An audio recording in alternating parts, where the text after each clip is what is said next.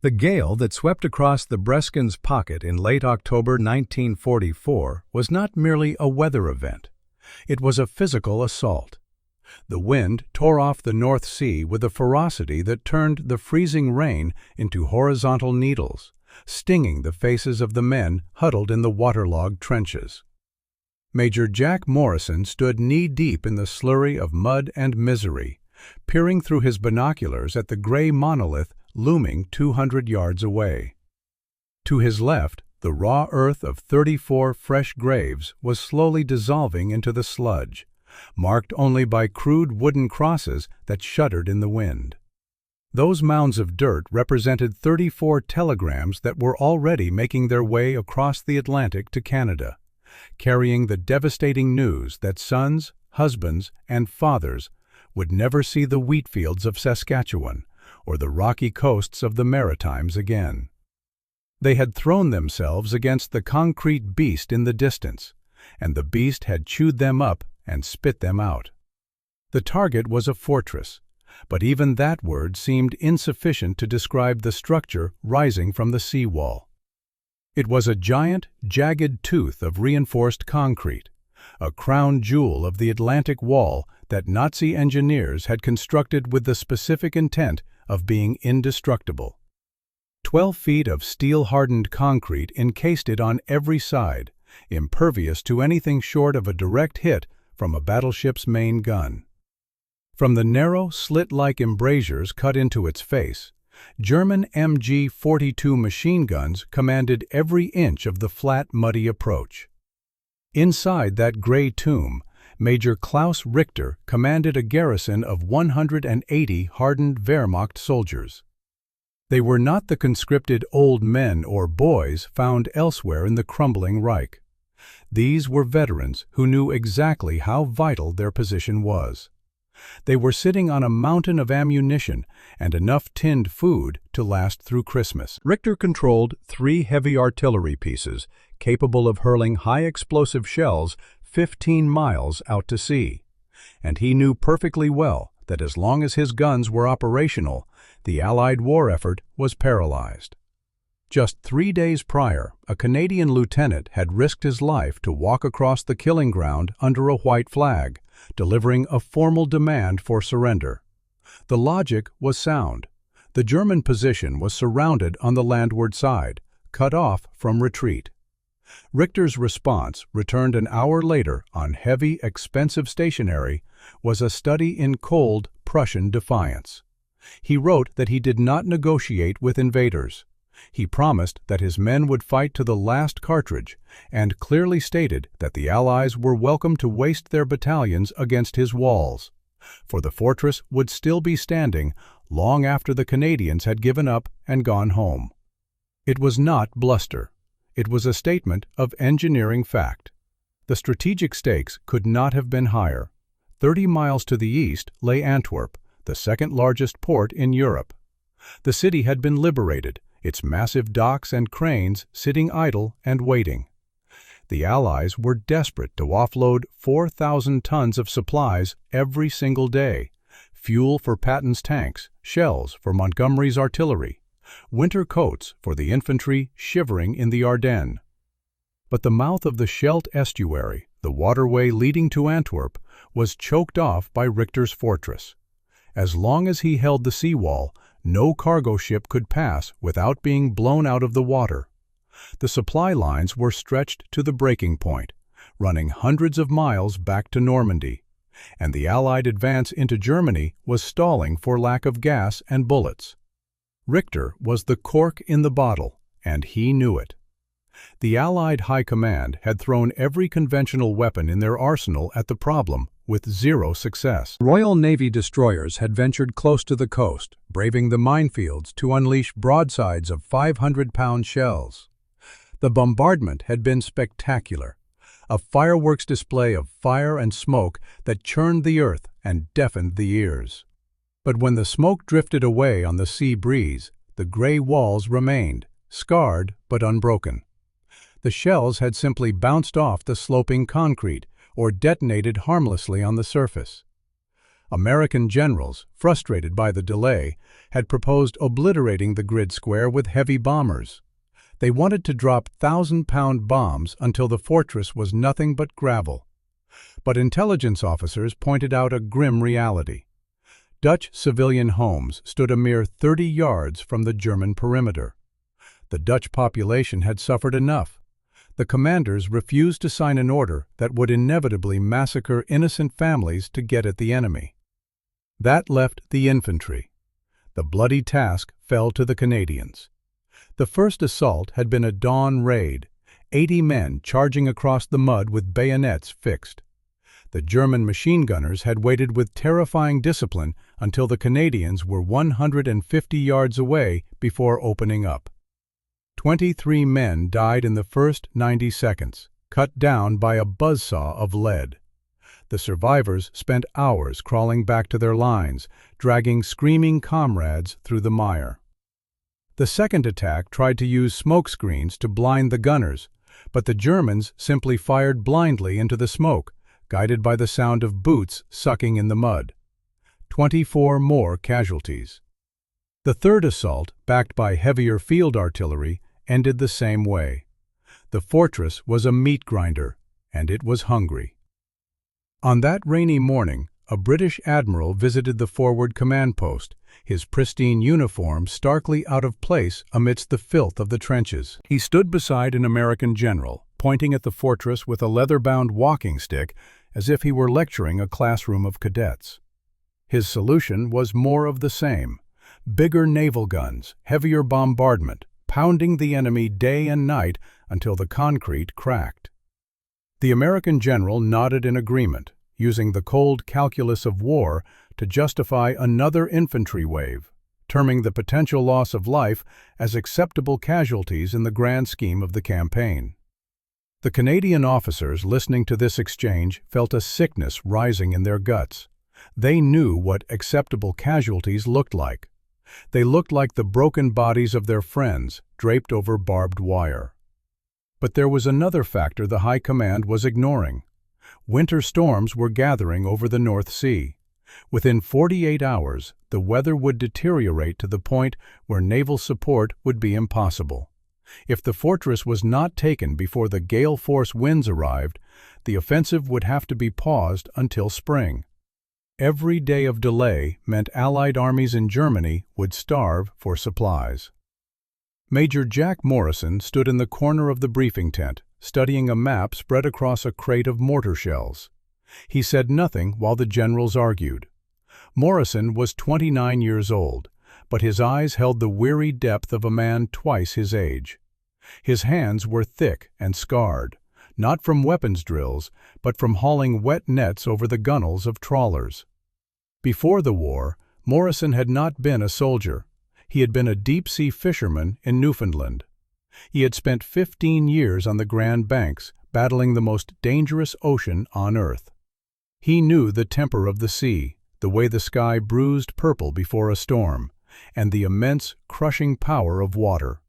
In the winters back home, when ice jammed the fishing harbors, the villages didn't call the army, they called Morrison. He had a gift for reading the ice, drilling precise holes and placing dynamite charges in exactly the right stress points to shatter the jam and let the current carry the ice away. He was a combat engineer now, an expert in demolition, but at his core, he was still a fisherman. While the other officers looked at the fortress as a military objective, Morrison was looking at the environment. He was looking at the tide charts. The Scheldt estuary was notorious among mariners for having the second highest tides in Europe. The difference between high and low water was massive. At high tide, the gray water surged 23 feet above the mean sea level. At low tide, it retreated 22 feet below. That was a 45-foot vertical differential, a colossal volume of water moving in and out like the breathing of a giant twice a day. Morrison turned his attention to the captured German blueprints of the fortress. The Nazi engineers, in their arrogance, had built the structure directly on top of the seawall, not behind it. They wanted the best firing angles for their guns. The foundation of the bunker sat at 0 feet elevation, mean sea level. Morrison saw the drainage pumps marked on the schematics, standard industrial pumps designed to handle heavy rainfall and minor splashes. They were not designed for a catastrophe. Morrison looked out the tent flap at the heaving North Sea. He thought about the fish he used to catch. Fish never fought the current. They used the water's power to travel, conserving their energy while the ocean did the work. "You do not fight the sea," his father had told him. "You work with it, or it kills you." He traced a line on the map with a calloused finger. If the seawall was breached at the exact right moment, the ocean would cease to be a backdrop and become a weapon. For the first time in 3 days, the shadow of dread lifted from Jack Morrison's face. He whispered to himself, his voice lost in the drumming of the rain on the canvas. "Fish don't fight the current. They use it." He requested an emergency meeting with his own engineering team. 6 men gathered in a supply dugout, shaking the water from their ponchos. Morrison spread his tide charts over the ammunition boxes, the paper damp and curling at the edges. He pointed to a spot 200 yards west of the fortress. "Here," he said, his voice steady.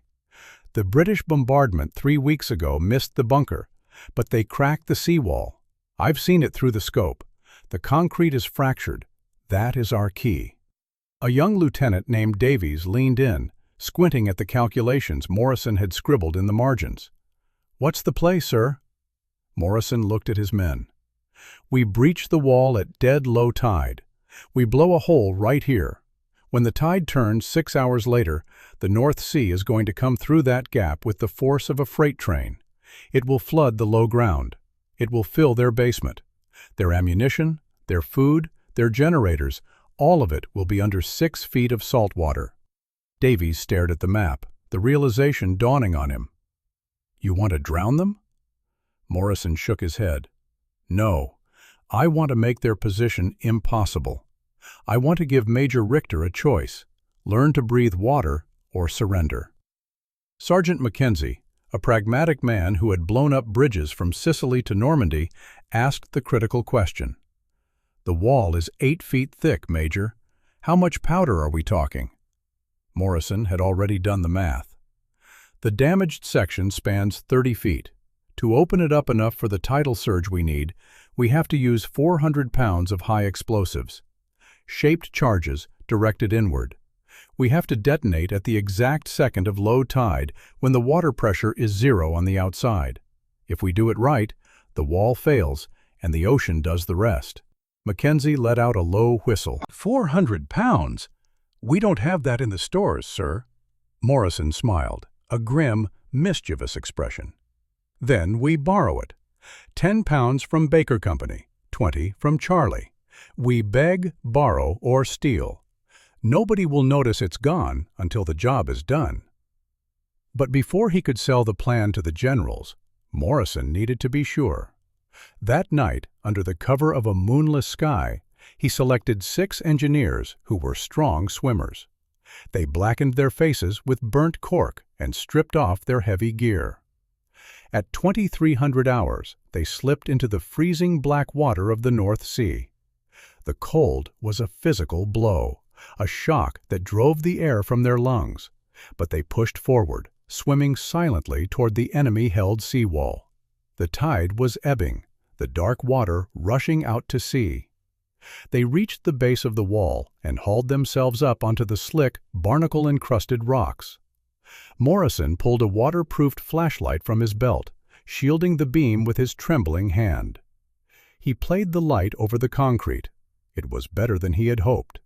The British shells had created deep, jagged fissures running vertically through the structure. He could jam his entire arm into some of the cracks.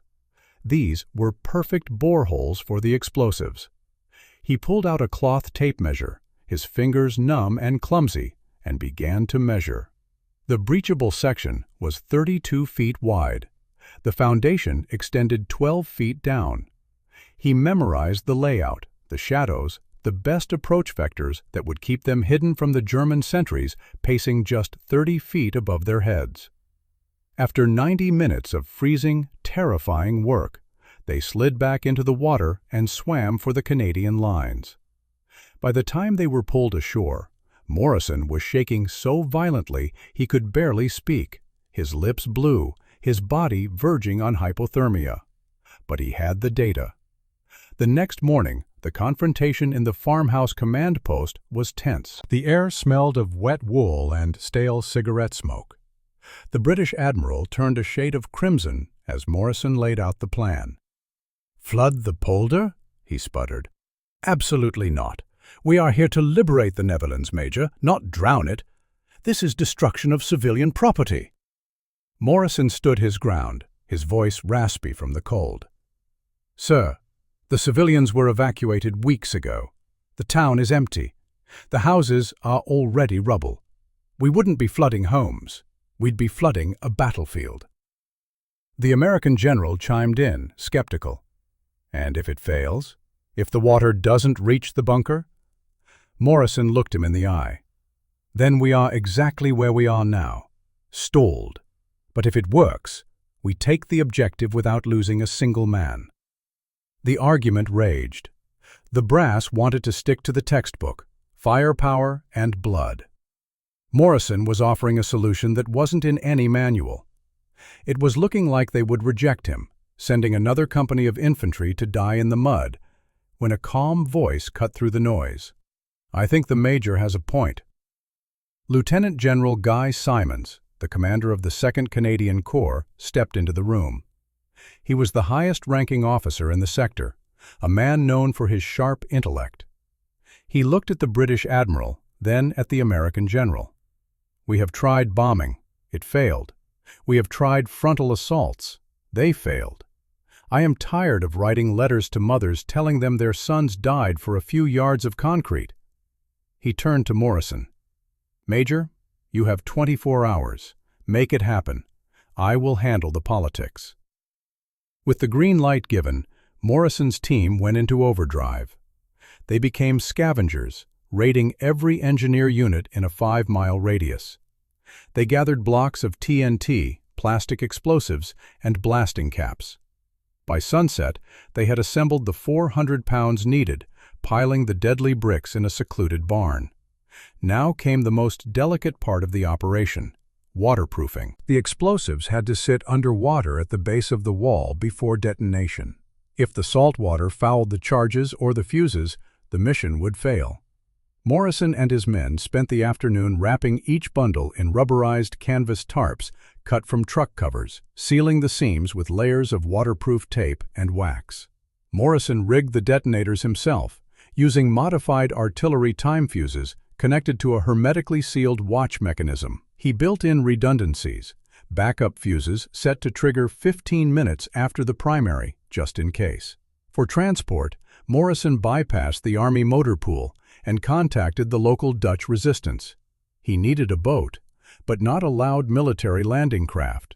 The resistance provided an old, weathered fishing boat with a muffled engine that purred closer to a whisper than a roar. Morrison ran his hand over the gunwale of the boat. It felt familiar, grounding. He knew this vessel. He knew how it would handle in the chop. He checked the tide charts one final time.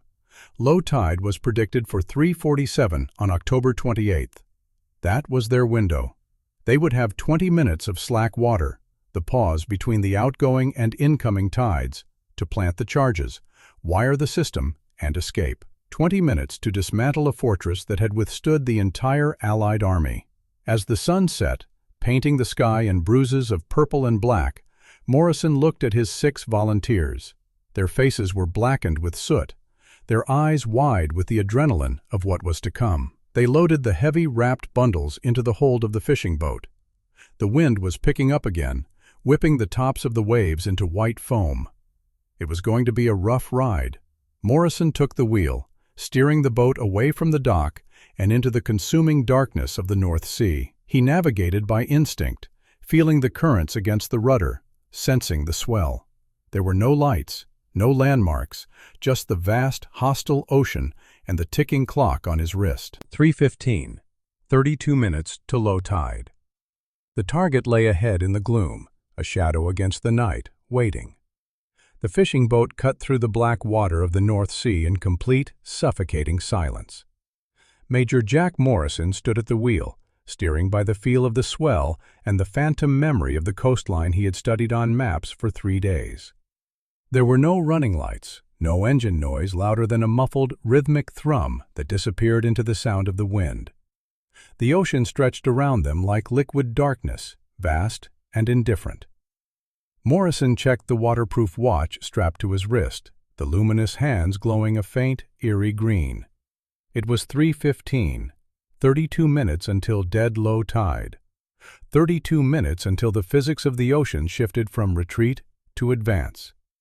The damaged section of the seawall appeared ahead, not as a structure, but as a dense, darker shadow against the obsidian sky. Morrison guided the boat in close, fighting the urge to rev the engine against the push of the ebbing current. He nodded to his team. No words were spoken. The time for talking had ended back in the briefing room.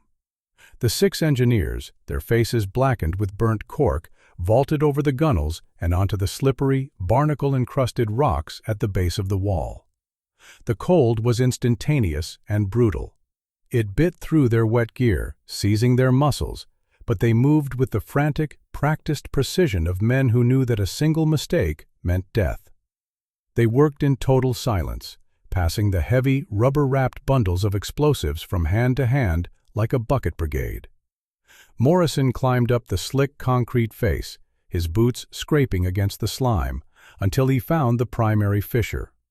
It was a jagged scar in the wall where British artillery had hammered it weeks ago. He pushed a 40-pound bundle of high explosives deep into the gap, the rough concrete tearing the skin off his knuckles. He didn't feel the pain. His adrenaline was a roaring fire in his blood. To his left, Lieutenant Davies was wedging another charge into a lateral crack. Below them, Sergeant Mackenzie was placing the shaped charges at the foundation line, angled specifically to blow the debris inward, clearing a path for the water. 18 minutes until low tide. Morrison's fingers, numb and stiff, fumbled with the detonator wires. This was the moment of supreme danger. One loose connection, one crimp too tight or too loose, and the circuit would fail. He connected the blasting caps to the main line, his breath coming in short, sharp gasps that plumed white in the freezing air. He checked the timer mechanism, a modified artillery fuse connected to a waterproof clock. He set it for 3:47 exactly. If he set it too early, the outgoing tide would wash the force of the blast out to sea. If he set it too late, the incoming tide would act as a buffer, absorbing the energy and saving the wall. It had to be perfect. Mackenzie finished his work and flashed a thumbs up in the gloom. 11 minutes. The team scrambled back down the rocks, sliding and cursing silently, and tumbled into the waiting fishing boat. Morrison made one final, agonizing check of the main lead. It was secure. He jumped into the boat and pushed off from the wall, the wood scraping loudly against the stone. The sound seemed deafening in the quiet night, but no shout came from the German sentries above. They were looking out to sea, scanning for battleships, not looking down at their feet for a fishing boat. Morrison gunned the engine just enough to catch the current, guiding them 800 yards away to the shelter of a rocky outcropping. They crouched in the bottom of the hull, shivering violently, counting down the seconds as the wind whipped salt spray into their eyes. 5 minutes. 3 minutes. 2. Morrison squeezed his eyes shut, whispering a prayer not to a god of war, but to the ocean itself. At exactly 3:47 a.m. on October 28, 1944, 400 pounds of military-grade explosives detonated simultaneously inside the seawall. It wasn't the sharp, cracking report of artillery fire. It was a deep, guttural heave, a seismic event that was felt in the chest before it was heard. The shock wave rolled through the water, rocking the small boat. A fountain of concrete chunks, rebar, and white spray erupted 50 feet into the air, hanging suspended for a heartbeat before crashing down across 100 yards of open ocean. When the spray cleared, the solid gray line of the seawall was broken. A jagged gap, 30 feet wide, yawned open like a wound. For a split second, There was a strange stillness as the physics of the event caught up with the reality. Then the North Sea realized there was an opening. The water didn't just flow, it attacked. Driven by the turning tide, 50,000 gallons of seawater per minute began to rush through the breach. The sound was terrifying, a roar like a collapsing building that never ended. The water surged through the gap, churning white and violent, carrying with it rocks, mud, and debris. Morrison watched through his binoculars as the initial wave front spread out across the flat, reclaimed land behind the wall. It moved toward the fortress 200 yards away, a creeping, relentless mirror reflecting the gray sky. The ocean had found a new path, and nothing on earth could stop it now. Morrison checked his watch. High tide was at 9:47. The fortress had 6 hours. 6 hours before the Atlantic Ocean arrived in full force. He turned the boat around and headed back to the Canadian lines. Morrison reported to General Simons, then immediately positioned himself in a forward observation post. He needed to see it. He needed to know if his gamble had paid off or if he had simply created a large puddle. The hours dragged by with agonizing slowness. At first, the flooding seemed insignificant, a thin sheet of water glossing over the mud and filling the shell craters. But as the tide began to push in earnest, the landscape changed. By 8 o'clock, the water was a foot deep, swirling around the base of the fortress. By 9 o'clock, it was 2 feet deep and rising visibly. Inside the concrete beast, the reality was setting in with horrific speed. Major Richter, deep in the command bunker, watched as dark water began to seep up through the floor drains.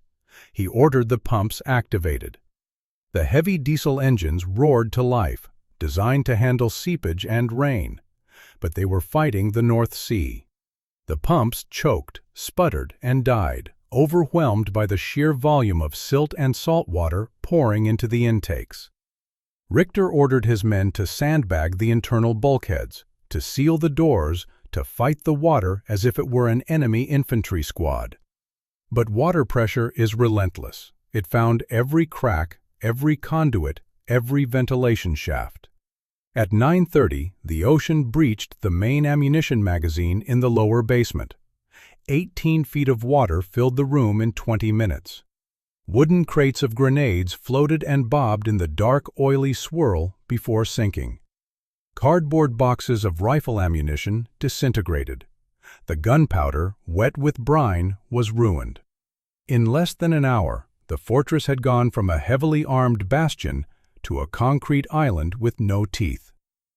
Richter tried to radio for support, screaming into the handset that they were drowning.